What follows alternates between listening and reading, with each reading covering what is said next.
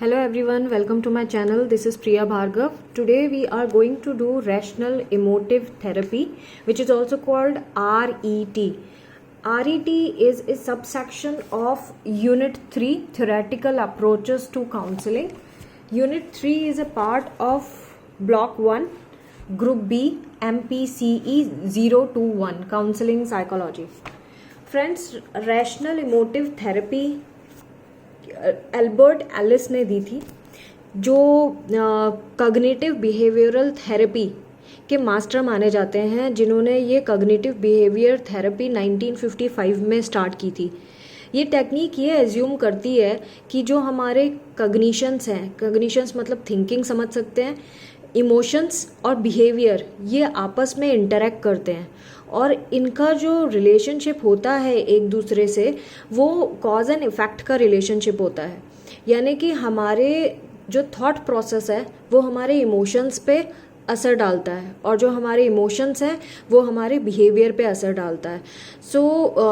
ऐसे ही इसका उल्टा भी है, हमारा बिहेवियर हमारे इमोशंस पे फ़र्क डालता है और हमारा इमोशंस जो है हमारे थॉट को चेंज करता है। ये बहुत डायरेक्टिव एक अप्रोच है जो कंसर्न करती है हमारी थिंकिंग और हमारी फीलिंग के साथ।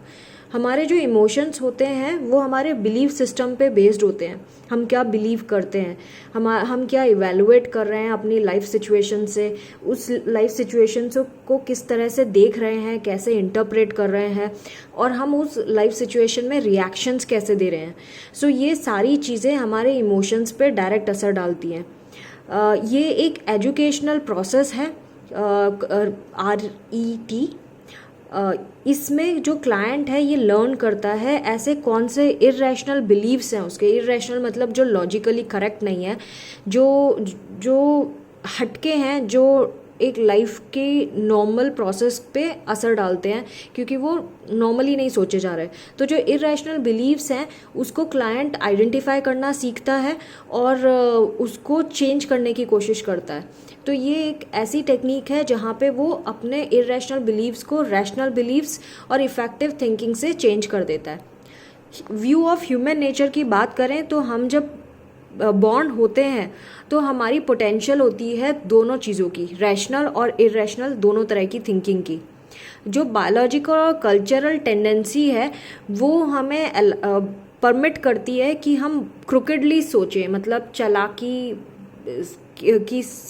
के साथ सोचें। हम चालाक वाली थिंकिंग रखते हैं अपने साथ और इस वजह से हम खुद को बेमतलब में डिस्टर्ब भी करते रहते हैं।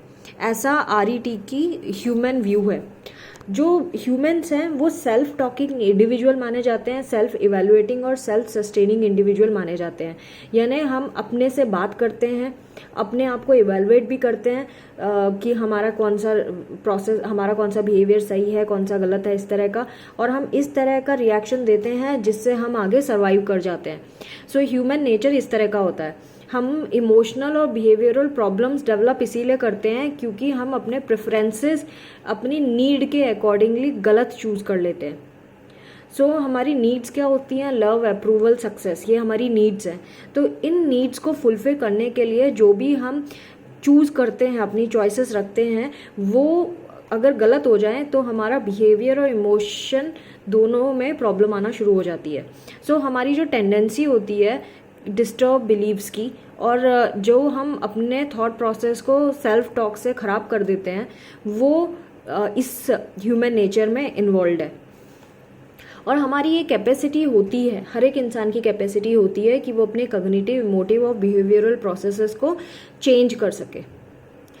रोल ऑफ काउंसलर की बात करें तो काउंसलर जो होते हैं वो एक्टिव और डायरेक्ट अप्रोच रखते हैं और ये हमेशा इंस्ट्रक्ट करते हैं और टीच करते हैं क्लाइंट को कि अपने कॉग्निशंस पे काम करें, अपने कॉग्निशंस को करेक्ट करें, रेक्टिफाई करें। हम पहले उनको केयरफुली सुनते हैं और देखते हैं कि कहाँ पे वो फॉल्टी स्टेटमेंट दे रहे हैं, इलॉजिकल स्टेटमेंट दे रहा है क्लाइंट, और उसको उसी वक्त हम चैलेंज करते हैं उसके बिलीव्स के ऊपर कि भाई इस तरह से तो गलत सोच रहे हो, ऐसा नहीं सोचना चाहिए, या फिर ये सोच गलत है, इसको इस तरह से सोचो। लाइक दैट हमें थोड़ा पॉजिटिव वे में उनके इलॉजिकल एंड फॉल्टी स्टेटमेंट्स को चैलेंज करना होगा।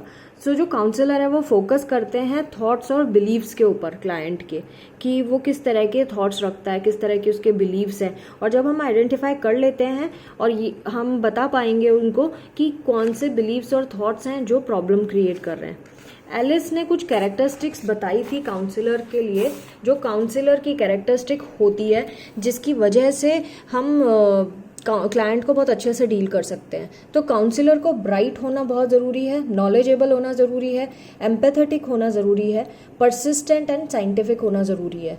परसिस्टेंट इन द सेंस कि उनको हमेशा हमें परसुएड करना होगा, अपने क्लाइंट को हमेशा पुश करना होगा कि सही दिशा कौन सी है, तो उसे परसिस्टेंट कहते हैं। हमें हारना नहीं है अपने क्लाइंट के साथ कि क्लाइंट नहीं कर पा रहा तो हम हार के बैठ गए, वो बहुत ज़रूरी है। साइंटिफिक यानी आपको अंधविश्वास पे फॉलो नहीं करना, आपको एक साइंटिफिक टेक्निक को फॉलो करना होगा।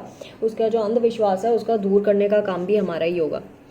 नाउ कमिंग टू गोल्स, जो प्राइमरी गोल होता है इसमें वो होता है कि क्लाइंट को रियलाइज़ कराना कि वो एक रैशनल और प्रोडक्टिव लाइफ जी सकता है, और उसके लिए उसको चेंज करना पड़ेगा अपना वो ऑटोमेटिक थॉट प्रोसेस जो अपने माइंड में जो स्केमास बने होते हैं, हमारे दिमाग में स्केमास होते हैं जिसमें हमारा बिलीफ सिस्टम, हमारी थॉट, हमारी लर्निंग स्टोर होती रहती है। सो अगर हम अपने कोर स्केमा को चेंज कर दें तो ऑटोमेटिकली हमारा सारा कुछ रीस्ट्रक्चर हो जाता है, हमारा जो थॉट प्रोसेस है, हमारा बिहेवियर, सब कुछ रीस्ट्रक्चर हो जाता है। ये बहुत ज़रूरी है। दूसरा गोल होना चाहिए कि हम लोगों को हेल्प करें सेल्फ डिफीटिंग जो हैबिट्स हैं थॉट की और बिहेवियर की, उसको चेंज करने में। हम उन्हें बोलें कि भाई जहाँ पे जो ऐसे थॉट्स एंड बिहेवियर हैं जिसमें आप खुद को ही हराने वाली बात करते हैं, अपने आप को ही क्रिटिसाइज करते हैं, उसको चेंज करना बहुत ज़रूरी है। एक मॉडल है ABC मॉडल, जिसे रैशनल इमोटिव थेरेपी का ही मॉडल कहते हैं। वैसे ये ABC तक नहीं है, ये ABCDEF तक पहुंच चुका है। सो ये मॉडल बहुत इंपॉर्टेंट है, ये भी एग्जाम में आता है। Let me recall you first, जहाँ जहाँ आपको रेड मार्क दिख रहे हैं, ये रैशनल इमोटिव थेरेपी ये एग्जाम में आ चुकी है प्रीवियस एग्जाम में, दैट इज़ वाई मैंने रेड टिक लगाया है यहाँ पे, और आगे भी आने की चांसेस है। ABC में बात करें तो A का मतलब होता है एटीट्यूड ऑफ इंडिविजुअल। सो इसमें existence of fact, event, behaviour, attitude, ये सब आता है। पहले तो हम ये देखते हैं कि एक इंडिविजुअल के अंदर एक पर्टिकुलर एटीट्यूड, बिहेवियर है, एग्जिस्ट करता है। B का मतलब होता है पर्सन का बिलीफ जानना। C का मतलब होता है उस बिलीफ सिस्टम की वजह से क्या असर हो रहा है, कंसिक्वेंसेस क्या हो रहे हैं उस इंडिविजुअल के ऊपर, इमोशंस एंड बिहेवियरल कंसिक्वेंसेस क्या हो रहे हैं उसके बिलीफ सिस्टम की वजह से।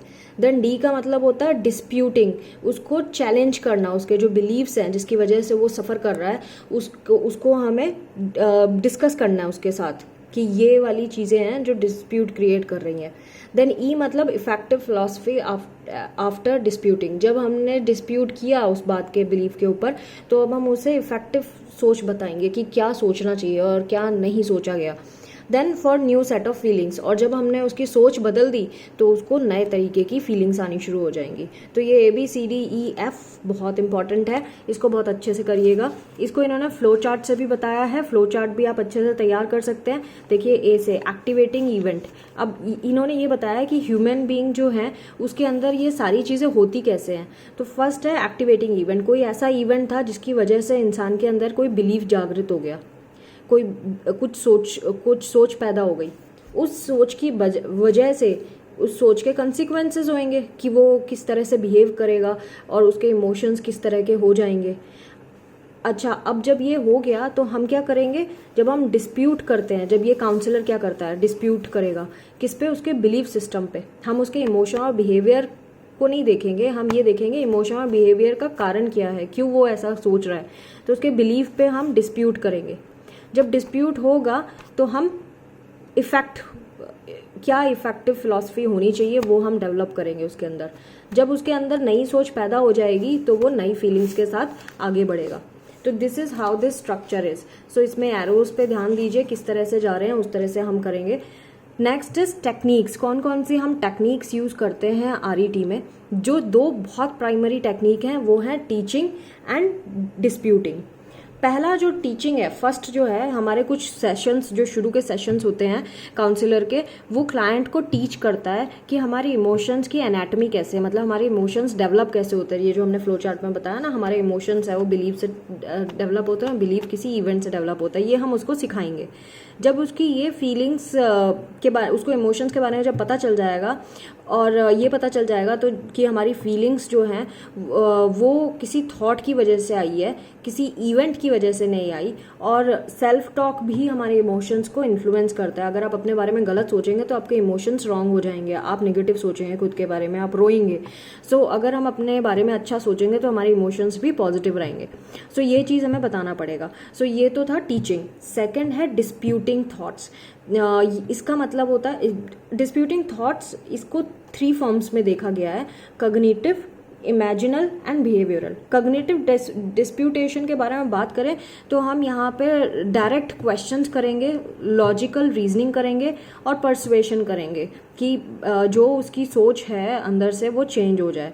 तो सिलोगिज्म को यूज़ करते हैं हम इसमें, यानी कि डिडक्टिव फॉर्म ऑफ रीजनिंग को सिलोगिज्म कहते हैं। यानी जो उसका बिहेवियर है वो किन किन कारणों से, कौन कौन से थॉट्स की वजह से आया है, उसको हम डिडक्ट करते जाएंगे और एक मेन बिलीफ निकालेंगे जिसकी वजह से उसका वो थॉट आया है। सेकंड है इमेजिनल डिस्प्यूटेशन। इसमें जो क्लाइंट की एबिलिटी है इमेजिन करने की, उसको एक्सप्लोर किया जाएगा। और जो टेक्निक है जो यूज़ की जाती है उसको इमेजिन करने की, वो होती है रैशनल इमोटिव इमेजरी, REI। इसको हम यूज़ करते हैं। थर्ड है बिहेवियरल डिस्प्यूटेशन। बिहेवियरल डिस्प्यूटेशन में हम देखेंगे कौन सा बिहेवियर इन्वॉल्व है जो क्लाइंट के अपोजिट जा रहा है। जो यूजुअल वे में जिस तरह से वो बिहेव करता है उसको हम सिखाएंगे कि उसको उस तरह से बिहेव ना करके उसका उल्टा बिहेवियर करना है। और बाकी की 2 और टेक्निक्स इन्होंने बताई है जो पावरफुल है, वो है कन्फ्रंट्रेशन एंड एनकरेजमेंट। ये दोनों चीज़ें करना है। कन्फ्रंट्रेशन मतलब उसका जो 2 अपोजिट फीलिंग्स, जैसे वो आएगा, जब क्लाइंट हमारे पास आता है तो ये सोच के आता है कि उसको ये चीज़ें चेंज करनी है, लेकिन जब हम सेशंस में डील करते हैं तो देखते हैं कि क्लाइंट जो है वो उल्टा सोचना शुरू कर देता है। जो उसकी प्रॉब्लम है वो उसको ज़्यादा परेशान करती हैं। तो हमें उसको रिमाइंड कराना पड़ेगा कि आप आए इस इंटेंशन से थे कि आपको चेंज होना है, तो you need to work on that. तो ये कन्फ्रंट्रेशन हो गया। एनकरेजमेंट का मतलब है कि वो अगर कुछ पॉजिटिव चीज़ कर रहा है और हमें उसमें रिजल्ट दिख रहा है तो हम उसको बार बार एनकरेज करेंगे कि हाँ आप सही डायरेक्शन में हो और ऐसा ही करते रहो। और हम उसको और थोड़ी थोड़ी नई नई ट्रिक्स भी सिखाते रहेंगे। तो friends, this was rational emotive therapy, जो सब सेक्शन था यूनिट 3 का। इस यूनिट में आने वाली जितनी भी थेरेपीज़ हैं उसके मैंने सेपरेट वीडियोस बनाए हैं और इन वीडियोस का लिंक आपको डिस्क्रिप्शन में मिल जाएगा। So you need not to worry. I hope my videos are useful to you. Thanks for watching. Do not forget to comment below my videos. It motivates me to do some more stuff for you guys. Thanks for watching. Take care. Bye bye.